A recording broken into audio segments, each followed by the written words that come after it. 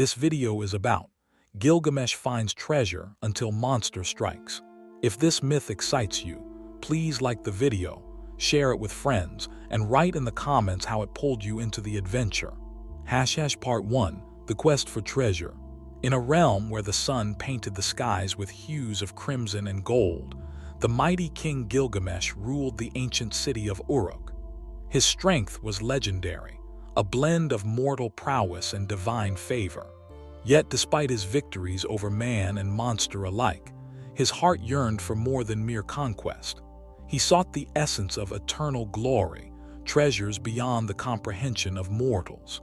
One fateful twilight, as the shadows stretched over the ziggurats of Uruk, a shrouded figure approached the palace gates. It was Enkidu, the wild man, friend to Gilgamesh and fierce protector of his kingdom. His hair, a tangled mane of nature, glistened with the dew of the wilderness. "My king," he bellowed, "a prophecy has reached my ears. A treasure lies hidden beyond the mountains of the west, guarded by the ancient beast of despair. It is said that whoever claims this treasure will alter the fabric of fate itself." Intrigued, Gilgamesh summoned his council of warriors. They gathered in the great hall, a place adorned with the spoils of battles won and the wisdom of sages past. The flickering torchlight cast shadows that danced upon the walls, echoing tales of glory and bloodshed. "Tell me, Enkidu," Gilgamesh commanded, "what manner of beast dares to guard treasures meant for kings?" "The creature is no mere monster," Enkidu replied, his voice low and resonant. "It is the serpent of avarice, a wretched being born from the tears of the forsaken. It devours the souls of those who dare approach its lair, feasting on their deepest desires." The council murmured, fear mingling with awe. Warriors exchanged glances, weighing the risks of embarking on such a perilous journey. Yet the fire in Gilgamesh's heart ignited a flame of resolve. "Fear not the creature's wrath, for we are forged in the crucible of battle. We shall seize this treasure and etch our names into the stars." With determination echoing in his voice, he prepared for the quest. He donned his armor, polished to a sheen that reflected the burning dusk. His sword, forged by divine hands, hummed with the promise of valor. As night fell, they set forth, a band of heroes riding beneath the watchful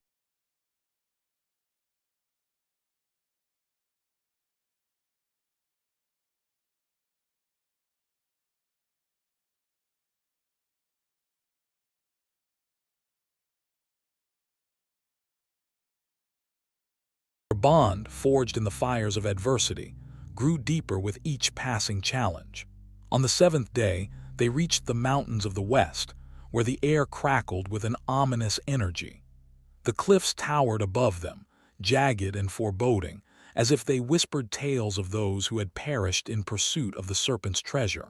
A shroud of mist enveloped the landscape, distorting reality, hiding the truth within its silken embrace. At the mountain's base, they encountered an ancient spirit, a spectral figure, ethereal and wise. "Travelers," it intoned, "the path you tread is fraught with peril. The serpent of avarice tests the hearts of men. It knows their desires, their weaknesses, and will use them against you." Gilgamesh stepped forward, resolute. "What is the way to conquer this beast? We seek to claim the treasure and reshape our destinies."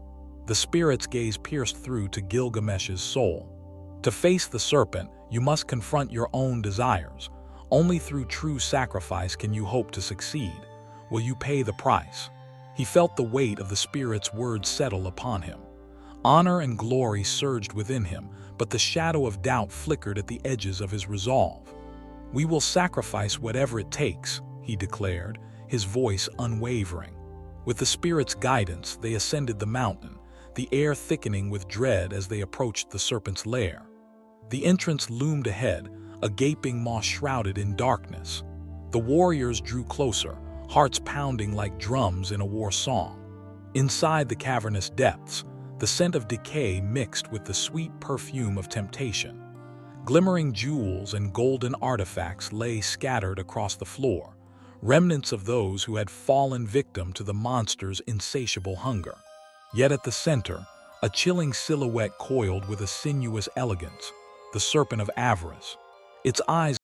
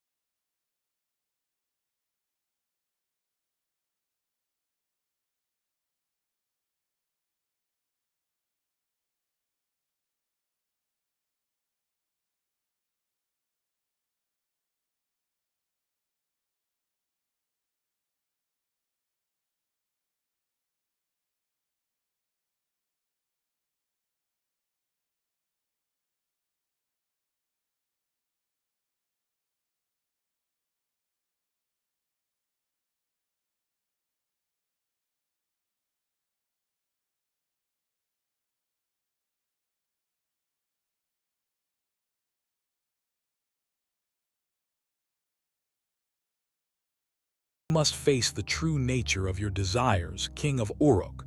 I will reveal to you the heart of your own avarice. In an instant, the cave erupted into a tempest of illusions. Images swirled around Gilgamesh, each one more enticing than the last. He saw himself on a throne of gold. The world bowed before him in adoration, yet shadows loomed behind him, familiar figures twisted in anguish due to his ambition. Do you see? The serpent taunted. Your greatest treasure is the joy of your people, but it is overshadowed by your thirst for power. Choose wisely, king. A visceral clash erupted within Gilgamesh as he fought against the seductive grasp of the serpent's illusion. He remembered the laughter of children in Uruk, the strength of his bond with Enkidu, and the sacrifices already made by his warriors. In that moment of clarity, he shouted, "I choose honor over avarice. I will not be a puppet to my desires." With that defiance, the illusions shattered like glass, revealing the true lair of the serpent. Enraged, the creature lunged forward, its jaws wide, seeking to claim the defiant king. But Gilgamesh was ready. Drawing his sword, he unleashed a battle cry that resounded through the cavern. The clash of steel against the serpent's scales echoed like thunder, and a desperate struggle ensued. Enkidu joined the fray, his primal strength complementing Gilgamesh's noble fury. The serpent writhed and coiled, its venomous tail striking. Yet with each blow, Gilgamesh felt the fire of destiny surge within him, pushing him to fight not just for treasure, but for his honor and the bond he shared with Enkidu. With a well-aimed strike, Gilgamesh pierced the serpent's heart, a radiant light exploding forth, illuminating the cavern. But victory was bittersweet. The beast's dying scream was a lamentation of all the souls it had consumed. As the creature collapsed,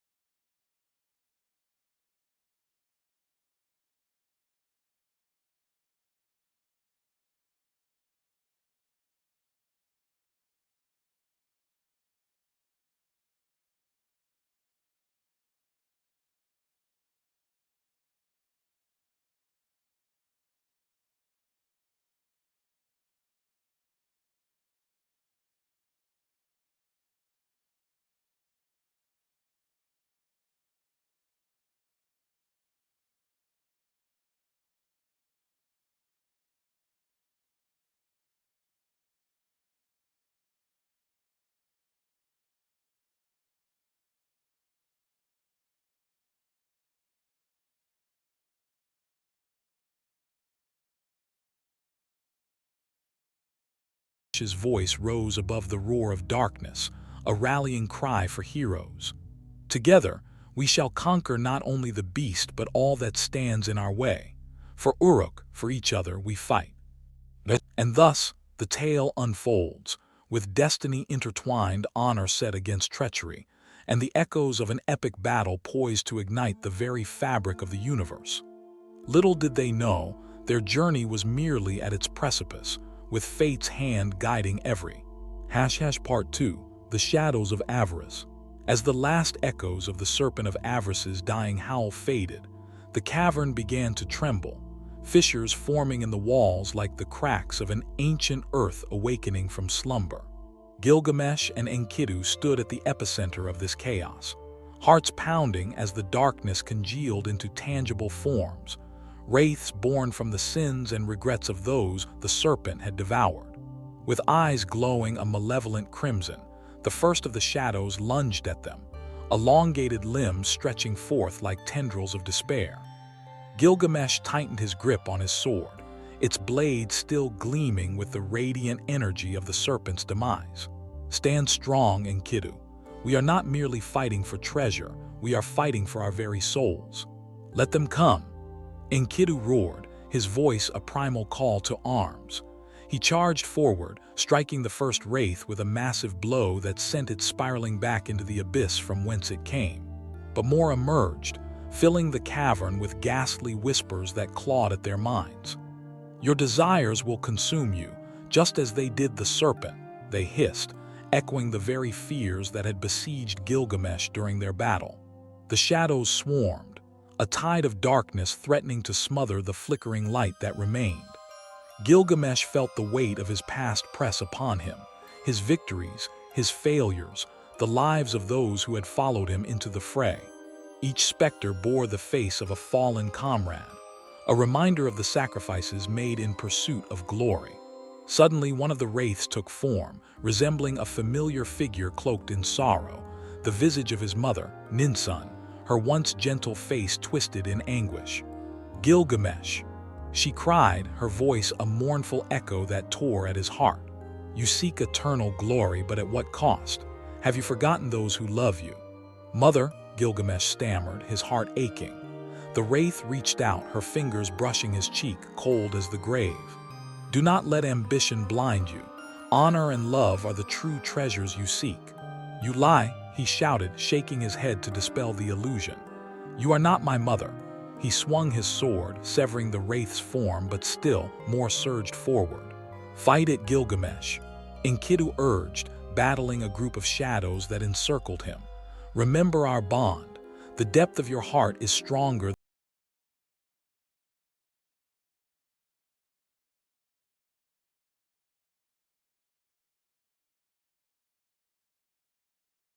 darkness, illuminating the cavern with shards of light.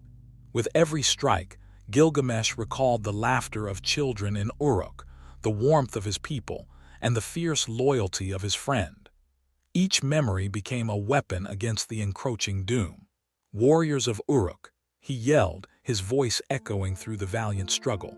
We have known loss and we have known triumph, but we shall not yield to the shadows of our own making.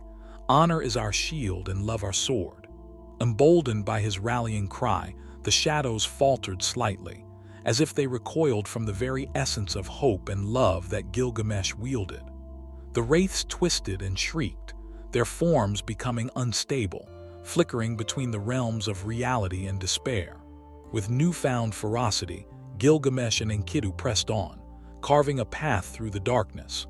But the shadows were relentless, surging in waves, forcing them back toward the treasure they had nearly claimed. The ground beneath them quaked violently, the cavern seeking to reclaim what it had lost.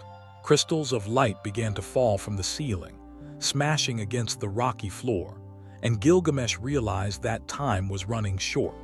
Enkidu, he shouted, dodging a wraith that lunged at him. We must find a way to dispel their darkness. If we do not confront our own desires, we will be forever trapped. Then let us confront them together. Enkidu roared, slashing through the last remnants of the encroaching shadows.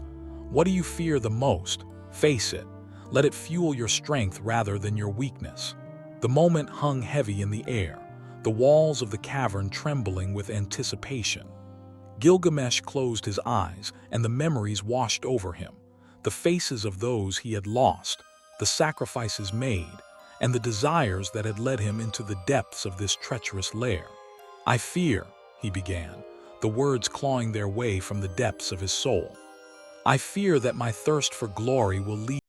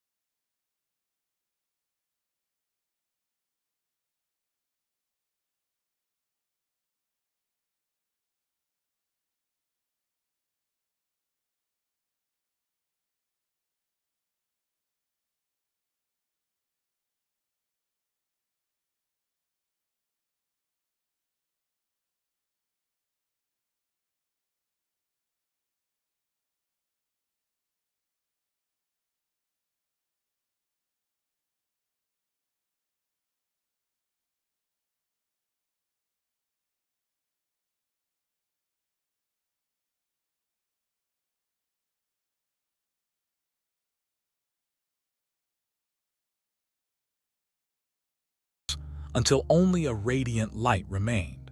In an explosive burst, the shadows imploded, the cavern shaking violently as the last remnants of despair were obliterated. Gilgamesh and Enkidu stood at the epicenter of the radiant energy, breathless but victorious. The darkness had been vanquished, but the price was heavy. The wounds of the past remained etched in their hearts. As the tumult subsided, they turned their gaze toward the treasures that lay scattered around them. Golden relics gleamed like stars fallen from the heavens, the promise of glory laid bare before them. Yet as they approached, a hush fell over the cavern. The treasures sparkled, calling out to their desires, but Gilgamesh's heart hesitated. "Is this what we truly sought?" he murmured, his voice low. "Treasures that glitter but hold no meaning without honor, without the people to share them with." Enkidu, sensing his friend's turmoil, nodded slowly. "The true treasure lies not in gold or relics, but in the bonds we have formed and the honor we carry. This wealth is but a reminder of our journey." Understanding dawned upon Gilgamesh, a wave of clarity washing over him. "Let us not be consumed by avarice. Instead, let us take what is necessary, one artifact, a symbol of our victory, a reminder of the love and strength we have found." With deliberate care, he selected a golden amulet, inscribed with intricate designs symbolizing unity and strength. He turned to Enkidu, a spark of determination igniting within him. "This shall be our token, a reminder of our bond in the trials we have overcome." As they made their way back through the cavern, the shadows of their past lingered, but they no longer held power over them. Each step echoed the honor of their journey, the sacrifices made, and the bonds forged in the fires of adversity.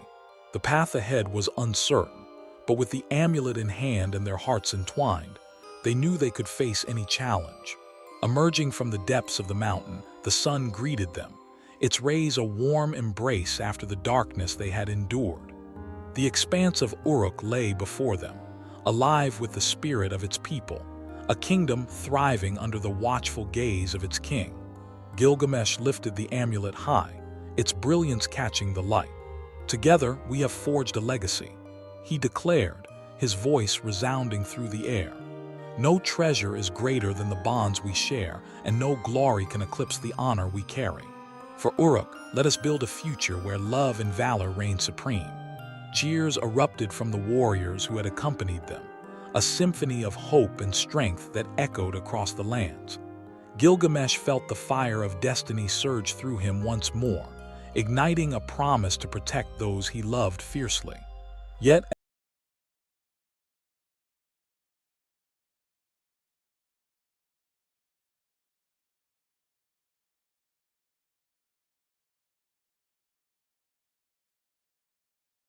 of the past had not been fully vanquished.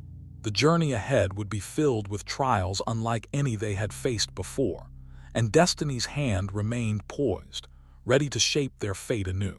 Little did they know, the shadows were not gone, but lurking, plotting vengeance, and the true test of their honor and perseverance was just beginning. The winds of fate howled through the valleys, whispering tales of epic battles yet to come. Part 3. The Awakening of Shadows.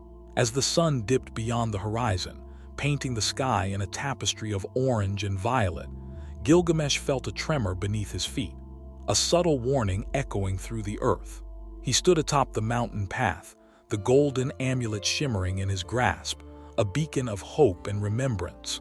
The warriors surrounded him, their cheers fading as an unsettling hush fell upon them. "Something stirs," Enkidu murmured, his primal instincts sharpening. He scanned the horizon, eyes narrowing at the edge of the forest, where shadows deepened with the encroaching twilight. "We've awakened more than just treasure." Gilgamesh nodded slowly, realization dawning. The serpent's death wasn't the end.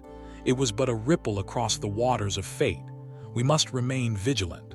He felt the weight of his crown, an ever-present reminder of the responsibility he bore not only for himself but for the people of Uruk. Their celebration was interrupted by a deafening roar, a sound that reverberated through the mountains like thunder. The air crackled with anticipation as dark clouds gathered in the sky, swirling ominously above their heads. "Prepare yourselves."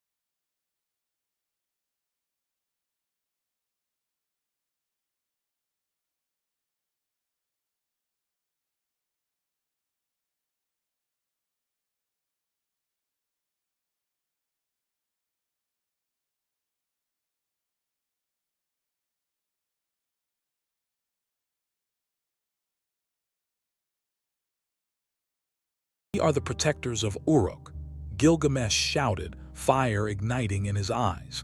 "We will not let you cast this kingdom into darkness." The wraith serpent recoiled, a growl rumbling deep in its throat. "You think your unity can stand against the abyss? I am a storm born of despair. You will know suffering, and your bonds will shatter like glass." With a flick of its tail, the serpent unleashed a blast of darkness, swirling tendrils snaking toward the warriors. Gilgamesh raised his shield, the shadowy assault crashing against it like roiling waves.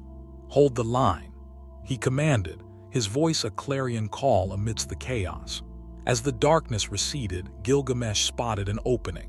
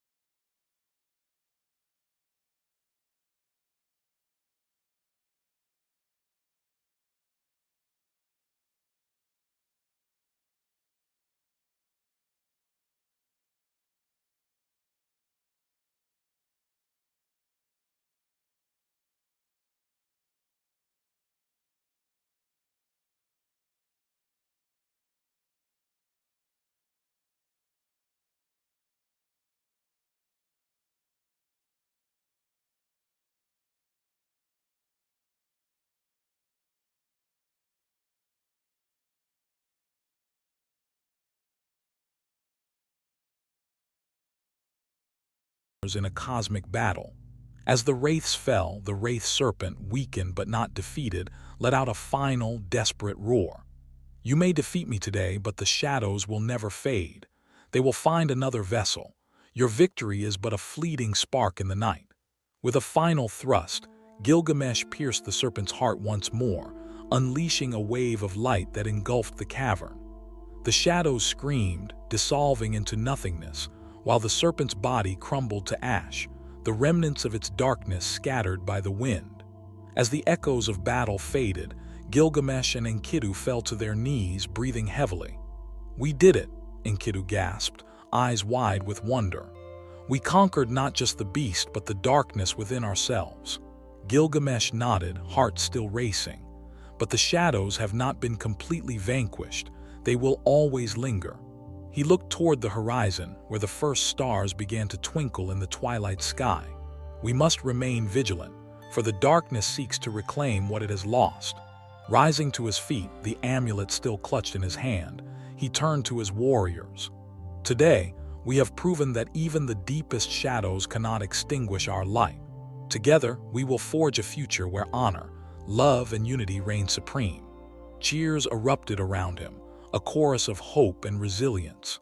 Yet, as they made their way back down the mountain, a sense of unease settled in Gilgamesh's heart. The darkness had been formidable, and though they had triumphed, he could not shake the feeling that the true test of their destinies was yet to come.